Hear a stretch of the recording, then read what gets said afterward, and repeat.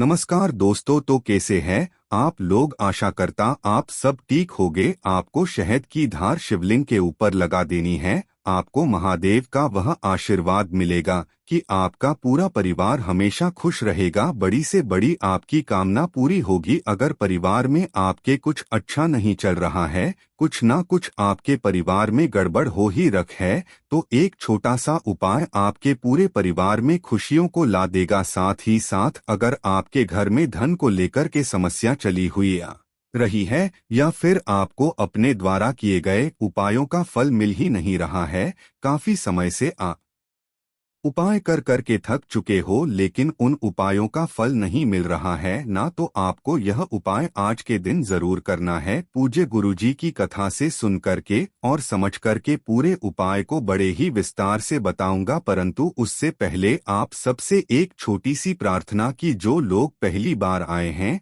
Channel को subscribe जरूर कीजिएगा और वीडियो को लाइक करके देवाधिदेव महादेव जी का कोई सा भी प्यारा नाम कमेंट बॉक्स में लिखना मत भूलिए। इस पूरे वीडियो में हम 3 महा उपायों के बारे में बात करेंगे जो कि आपकी अलग अलग कामना पूर्ति के लिए सिद्ध होंगे। ध्यान से सुनते चले जाना, समझने की कोशिश करना। सबसे पहले बात करते हैं पहले वाले उपाय की, जो कि आपको शहद की धार वाला उपाय करना चाहिए। यह किन लोगों को करना है? यह होगा आपके परिवार के लिए कि अगर आपके परिवार में एक के बाद एक संकट, एक के बाद एक समस्या, एक के बाद एक परेशानी आती ही चली जा रही है, परिवार में कुछ अच्छा नहीं चल रहा है, आपने सब कुछ करके देख लिया, परिवार में कुछ गड़बड़ सा हो रहा है, कभी धन की आवक रुक जाती है, कभी किसी का तबीयत खराब हो जाती है, कभी कोई और बात हो जाती है, कैसे भी करके आपके परिवार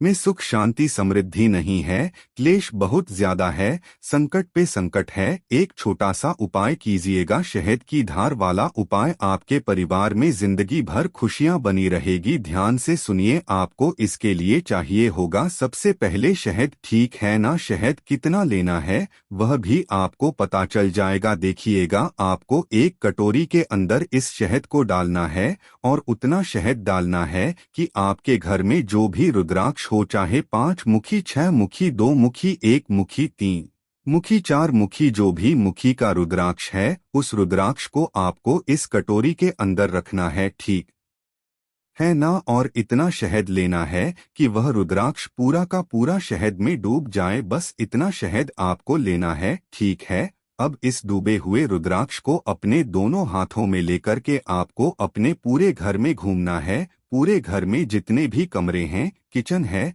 पूरे घर में ओम नमः शिवाय मंत्र का स्मरण करते हुए घूम जाना। घूम जाओगे, घूम जाने के पश्चात आपके घर में जहां पर भी पानी पीने का स्थान होता है, ध्यान से सुनिए, पानी पीने का स्थान परंडा, वहां जाकर के इस कटोरी को आपको रख देना है। ये कब करोगे? शाम के समय पर आपको यह काम करना है। शाम प्रदोष काल के समय उस कटोरी को यहाँ पर रख दिया जिसके अंदर रुद्राक्ष है। हो सके तो एक गाय की घी का गोल बाती का दीपक भी लगा देना। ठीक है? अब इसे पूरी रात भर आपको रखे रहने देना है। आप जिस दिन भी इस उपाय को कर रहे हो ना, उस दिन की पूरी रात आपको यहीं पर इसे रखे रहने देना है। जब दूसरा दिन आएगा सुबह का, किसी भी दिन से स्टार्ट कर लेना, जब दूसरा दिन आएगा सुबह का, तब आपको 2 कलश लेने हैं, जिसमें से एक तांबे का होगा और एक होगा स्टील का। है ना? स्टील के अलावा आप चाहे कोई सा भी ले लेना। ठीक है? अब इस तांबे वाले कलश में तो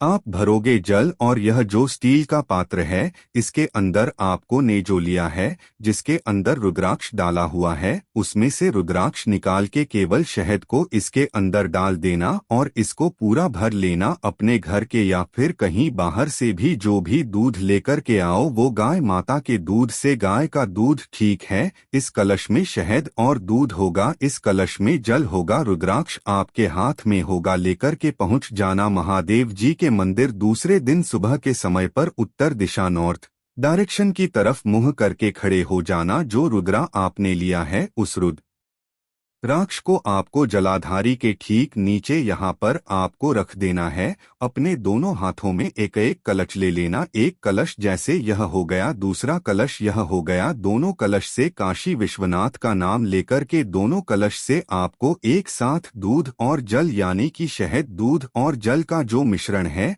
उनको समर्पित करना है महादेव जी के ऊपर। ओम नमः शिवाय, श्री शिवाय नमस्तुभ्यं पंचाक्षरी मंत्र या षडाक्षरी मंत्र का स्मरण करते हुए बस एक नियम याद रखिएगा कि जैसे ही आप इन जल को समर्पित करना स्टार्ट करेंगे उसके बाद से जल की धार टूटनी नहीं चाहिए। अंत तक पूरा का पूरा जल दूध आपका समर्पित हो जाना चाहिए। समर्पित हो जाने के पश्चात जो भी जल दूध शहद इस रुद्राक्ष के ऊपर आकर के गिरता है ना, इससे ये रुद्राक्ष क्या हो जाता है, पवित्र हो जाता है, सिद्ध हो जाता है। इसी रुद्राक्ष को अपने घर पर लेकर के जाना, किसी भी एक लाल कपड़े पर है ना, इस लाल कपड़े पर इस रुद्राक्ष को रख करके इसकी पोटली बना करके अपने घर के मंदिर में रख देना। उसी दिन से आपके परिवार के सारे संकट खत्म हो जाएंगे। पूज्य गुरुजी का बहुत अद्भुत और अचक उपाय है, जरूर कीजिएगा। बात कर लेते हैं दूसरे वाले उपाय कि दूसरा वाला जो उपाय है,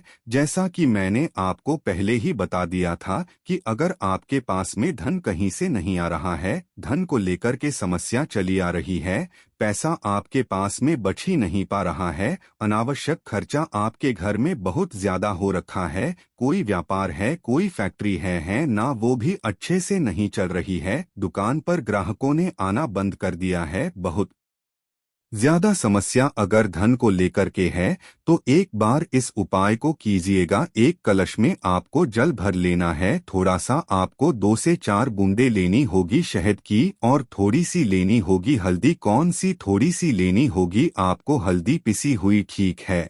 और एक बेलपत्र आपको लेना है। जो भी आप बेलपत्र लोगे वो खंडित नहीं होना चाहिए, मात्र एक बेलपत्र लेना और इन सभी को लेकर के पहुंच जाना महादेव जी के मंदिर शिवलिंग के पास में। किसी भी समय चले जाना, शुक्रवार के दिन उत्तर दिशा नॉर्थ डायरेक्शन की तरफ मुंह करके खड़े हो जाना। हमेशा की तरह सबसे पहले आपको एक लोट शुद्ध जल बाबा की शिवलिंग पर समर्पित करना है। ओम नमः शिवाय, श्री शिवाय नमस्तुभ्यं पंचाक्षरी मंत्र या षड़ा मंत्र का स्मरण करते हुए कुंडकेश्वर महादेव के नाम से, कुंकेश्वर महादेव जी के नाम से समर्पित करना। जो आपने एक बेलपत्र लिया है, इस एक बेलपत्र की ध्यान रखना, इस एक बेलपत्र की 3 पत्तियां होती है, तो इन तीनों पत्तियों पर तो आपको क्या लगाना है, ध्यान से सुनिए। जो आपने हल्दी लिया है ना, उसमें थोड़ा सा जल मिला करके इन तीनों पत्तियों के चिकने हिस्से पर आपको हल्दी लगानी है। यह चीज ध्यान रखना,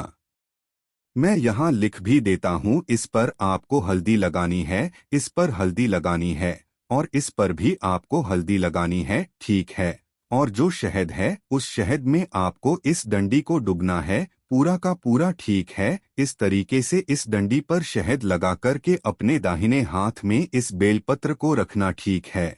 और अपनी मनोकामना, अपना नाम और गोत्र बोल करके धन की जो भी समस्या चलती हुई आ रही है उस समस्या को बोलते हुए इस बेलपत्र को माता अशोक सुंदरी के स्थान पर ऐसे समर्पित करना कि जिधर आपने हल्दी लगाई है ना वो शिवलिंग से टच हो, डंडी रहे जलाधारी के तरफ, बीच वाली पत्ती का मुख शिवलिंग की तरफ में रहे। महादेव जी से विनती करके कामना करके वापस चले आ जाइएगा। जितने शुक्रवार आप करेंगे, पूज्य गुरु जी ने कहा जितने शुक्रवार आप करेंगे उतने शुक्रवार का फल आपके खाते में जुड़ता चला जाएगा। पूज्य गुरु जी का बहुत अद्भुत और अचक उपाय है, जरूर कीजिएगा। अब बात कर लेते हैं तीसरे वाले उपाय की, और यह तो सबसे ही ज्यादा खास होने वाला है कि अगर आप काफी समय से उपाय कर रहे हो है ना और आपको उन उपायों का फल नहीं मिल रहा है ना, काफी बार आपने अपनी मनोकामना पूर्ति के लिए काफी समय से आप उपाय कर रहे हो लेकिन आपकी वह कामना पूरी नहीं हो रही है, धन की समस्या दूर नहीं हो रही है ना, बहुत सारी समस्याएं आती चली जा रही है।